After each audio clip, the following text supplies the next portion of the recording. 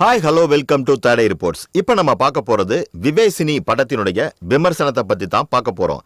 பவன் ராஜகோபாலன் இயக்கத்தில் நாசர், சுரேஷ் சக்கரவர்த்தி உள்ளிட்டோர் பலர் நடிப்பில் வெளியாகிருக்கிற படம் தான் விவேசினி. படத்தினுடைய விமர்சனத்தை பற்றி பார்க்கறதுக்கு முன்னாடி அதனுடைய சுருக்கம் என்ன அப்படின்னு பார்க்கலாம்.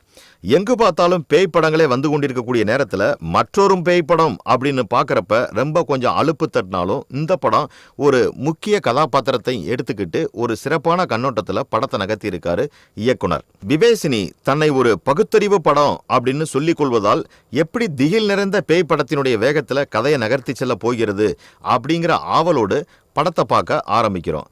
கேமராவினுடைய ஜெர்க்குகள், சிறப்பு சப்தம் அல்லது திடீர்னு அலறக்கூடிய கேரக்டர்கள் அல்லது எடிட்டிங் ஜம்ப் கட்டுகள் மூலம் மட்டுமே திகிலை வரவழைத்திருப்பார்களோ என்றும் பயந்தோம். இன்னொரு பக்கம் பார்த்தீங்கன்னா பகுத்தறிவு பிரச்சாரத்தை ரொம்ப தூக்கலா ஆக்கியிருக்காங்களோ அப்படின்னு ஹை அலாட்டும் இருந்தது. விவேசினி இவை எல்லாவற்றுக்கும் நடுவுல ரசிகர்களினுடைய ரசனைக்கு மதிப்பு கொடுத்து ஒரு மிகப்பெரிய முழுமையான திரைப்படமா வெளிவந்திருக்கிறது.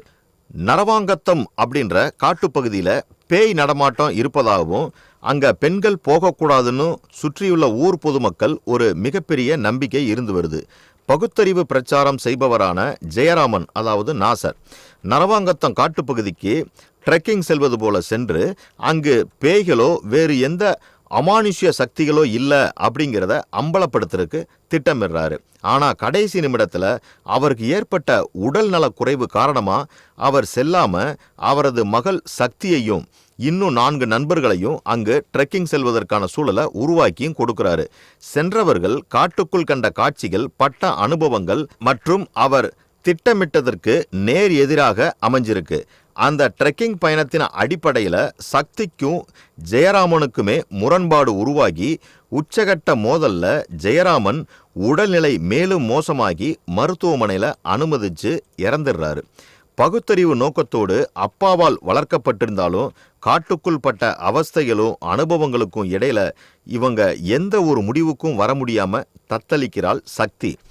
ஜெயராமன் திட்டமிட்டிருந்தபடி காட்டில் எந்த அமானுஷ்ய சக்தியும் இல்லை அப்படிங்கிறத நிரூபித்தாரா? அதோடு அவள் காட்டில் அனுபவித்த உணர்வுகளுக்கு உண்மை காரணம் என்ன அப்படிங்கிறத கண்டறிஞ்சாளா அப்படிங்கிறதான் படத்தினுடைய ஒட்டுமொத்த முடிவா அமைஞ்சிருக்கு. கொஞ்சம் வித்தியாசமான கதை அப்படிங்கிறதுனால அதை உருவாக்கி தந்திருக்கக்கூடிய புதிய சூழல்களும் சாத்திய கூறுகளும் அறிமுக இயக்குனர் பவன் அவர்களுக்கு அவரது சிறப்பான திறமையை வெளிப்படுத்த களம் அமைச்சு தந்திருக்கு இந்த திரைப்படம். இது அவருக்கு முதல் படம் அப்படிங்கிறது நமக்கு ரொம்பவே நம்ப முடியாதபடி தான் உள்ளது. ஒரு மிகப்பெரிய த்ரில்லர் ஜேனரில் படத்தை எடுத்து வேகமெல்லாம் இருந்த போதும் ஒரு கட்டத்தில் அதை ரொம்பவே சிறப்பாக நகர்த்தி ரசிகர்களை சீட்டினுடைய நுனியிலே அமர வச்சிருக்கார் இந்த இயக்குனர். இது அவருக்கு முதல் படம் அப்படிங்கிறதே தெரியாத வண்ணம் தான் படத்தை இயக்கி கொண்டு போயிருக்கார் அப்படின்னு நம்ம சொல்ல முடியும். ஓம் நாராயணனுடைய கேமரா திரைக்கதையினுடைய மைய நோக்கத்தை கேமரா மொழியில் சிக்குன்னு பத்திக்கிச்சு அப்படின்ன மாதிரி கொண்டு போய் வச்சிருக்காரு. ஒரே நேரத்தில் காட்டுக்குள் இருக்கக்கூடிய குழப்பத்தில் இருட்டையும் வீட்டுக்கு வந்தவுடன் ஏற்படக்கூடிய வெளிச்சத்தையும் ரொம்ப எக்ஸலண்ட்டாக கனக்கச்சிதமாக துல்லியமாக காட்சிப்படுத்தியிருக்கு இந்த ஒளிப்பதிவு. முழு பிரச்சாரமாக இல்லை என்கிற போதும் டாக்குமெண்ட்ரியாக காண்பிக்கக்கூடிய பகுதிகள் சற்றே கொஞ்சம் சோர்வை ஏற்படுத்தினாலும் ரொம்ப சிறப்பாகவே இருந்திருக்கு அப்படின்னு நம்ம சொல்லலாம். இந்த மாதிரி சினிமா செய்திகளை உடனுக்குடன் தெரிந்து கொள்ள தேடை ரிப்போர்ட்ஸை பாருங்கள், கமெண்ட் பண்ணுங்கள், லைக் பண்ணுங்கள், ஷேர் பண்ணுங்கள், சப்ஸ்கிரைப் பண்ணுங்கள்.